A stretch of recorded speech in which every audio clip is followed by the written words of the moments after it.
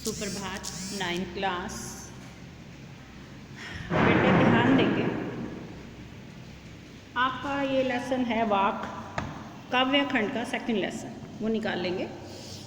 इसका पहला प्रश्न है, रस्सी यहाँ किसके लिए प्रयुक्त हुआ है और वह कैसी है। रस्सी यहाँ निरंतर चलने वाली हमारी सांसों के लिए प्रयुक्त हुआ है और वह बिल्कुल कमज़ोर है, किसी भी समय वह टूट सकती है। यानी किसी भी व्यक्ति का भरोसा नहीं है कि किसकी मृत्यु कब हो जाए, इसीलिए रस्सी यहाँ हमारी निरंतर चलने वाली सांसों के लिए प्रयुक्त हुआ है और वह बिल्कुल कमज़ोर है। कवित्री द्वारा मुक्ति के लिए किए जाने वाले प्रयास व्यर्थ क्यों हो रहे हैं। कवित्री कह रही है कि वो मुक्ति के लिए जो प्रयास कर रही है वह पर्याप्त नहीं है, यानी काफ़ी नहीं है, उसके लिए और प्रयास करने पड़ेंगे। इसीलिए वो प्रयास काफ़ी नहीं हैं और वो उसी तरह से व्यर्थ जा रहे हैं जैसे कच्चे स्कोरे से पानी टपक टपक कर व्यर्थ चला जाता है, बेकार हो जाता है। वैसे ही कवित्री द्वारा मुक्ति के लिए किए जाने वाले प्रयास व्यर्थ हो रहे हैं। तीसरा प्रश्न है, कवित्री का घर जाने की चाह से क्या तात्पर्य है। कवित्री का घर जाने की चाह से तात्पर्य है परमात्मा के घर जाने से, यानी जहाँ पर कवित्री को लगता है कि परमात्मा के पास जब उसकी आत्मा चली जाएगी तो वो जीवन मरण के बंधन से मुक्त हो जाएगी। इसीलिए वह इस सांसारिक मोह को छोड़कर मुक्ति पाना चाहती है, परमात्मा के घर जाना चाहती है ताकि जब जन्म मरण के बंधन से वो मुक्त हो सके। भाव स्पष्ट कीजिए। जेब टटोली कोड़ी न पाई।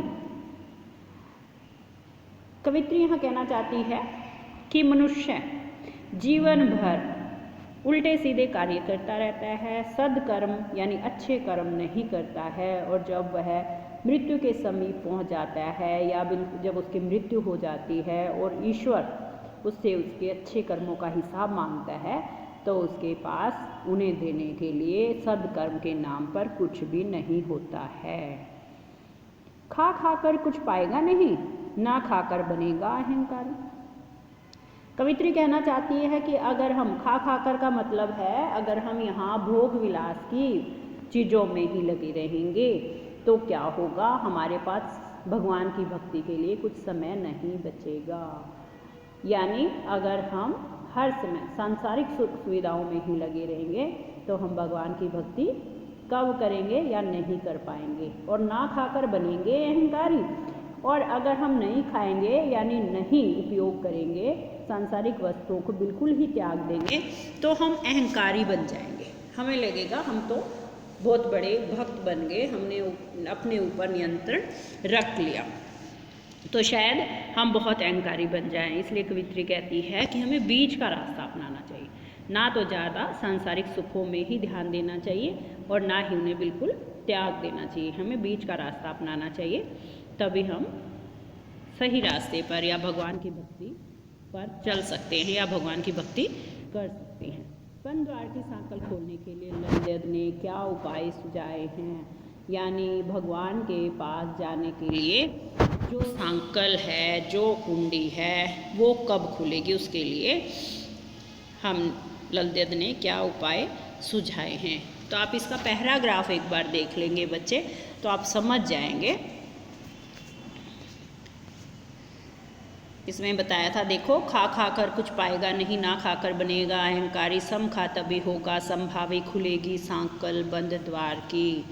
तो इसमें आपको क्या बताया है कि ना तो हमें हर समय सांसारिक सुख सुविधाओं की ओर ध्यान देना चाहिए, ना ही उसे बिल्कुल छोड़ देना चाहिए, हमें बीच का रास्ता अपनाना चाहिए। और अगर हम बीच का रास्ता अपनाएंगे तो सही रास्ते पर चलेंगे और जिससे हम भगवान के पास जाने के लिए अपना रास्ता खोल लेंगे या उनके पास जाने के लिए हम अच्छे कार्य करेंगे, तभी हम उनके पास, भगवान के पास हमारी आत्मा यानी परमात्मा से मिल सकती है।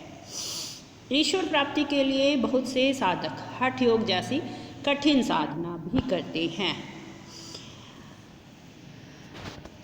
लेकिन उससे भी लक्ष्य प्राप्ति नहीं होती। भाव किन पंक्तियों में व्यक्त हुआ है।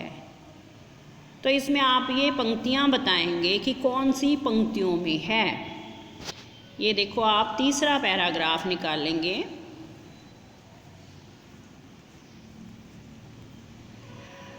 आई सीधी राह से गई न सीधी राह, सुषम सेतु पर खड़ी थी, बीत गया दिन आह, जेब टटोली कोड़ी ना पाई, मांझी को दूं क्या उतराई। यानी ये भाव कविता की इन पंक्तियों में व्यक्त हुए हैं। तो इसको तो आप छोड़ ही देंगे, केवल आपको पता होना चाहिए कि कौन सी पंक्तियों में है। ज्ञानी से कवित्री का क्या अभिप्राय है। कवित्री ने हमें बताया है कि ज्ञानी व्यक्ति कौन है। तो आप ये लास्ट पैराग्राफ में देखेंगे, थल थल में बसता है शिव ही, भेद न कर क्या हिंदू मुसलमान, ज्ञानी है तो स्वयं को जान, वही है साहिब से पहचान। यानी जो शिव है, भगवान है, वो कण कण में बसता है। तो इसलिए हमें किसी में भी भेदभाव नहीं करना चाहिए, चाहे कोई हिंदू हो चाहे मुसलमान हो, हमारे लिए सब इंसान एक जैसे हैं। अगर हम ज्ञानी बनना चाहते हैं तो स्वयं को जानें, वही है साहिब से पहचान, तभी हम भगवान से मिल सकते हैं। यानी स्वयं को जाना, ज्ञानी होने से मतलब है पहले हम स्वयं को जानेंगे, और स्वयं को जानेंगे तभी हम परमात्मा से मिल सकते हैं। तो आप यहाँ बताएंगे, अगर व्यक्ति ज्ञानी बनना चाहता है तो उसे ये समझ लेना चाहिए कि प्रत्येक कण में ईश्वर निवास करता है, इसीलिए हमें जाति के आधार पर किसी से भेदभाव नहीं करना चाहिए। मनुष्य के लिए सभी व्यक्ति एक समान हैं, और पहले हमें स्वयं को पहचानना होगा। जब हम स्वयं को पहचान जाएंगे तभी हम परमात्मा से मिल सकते हैं, परमात्मा को पा सकते हैं। तो ये प्रश्न आप याद करेंगे, बच्चे साथ साथ रिवीजन करेंगे। ये नहीं है कि पेंडिंग काम पड़ा रहे और आगे, और कुछ बच्चे तो देखते ही नहीं है कि हम क्या काम भेज रहे हैं और क्या करवा रहे हैं। तो सारे बच्चे इसे देखेंगे, पढ़ेंगे, सुनेंगे और अच्छे से याद करेंगे।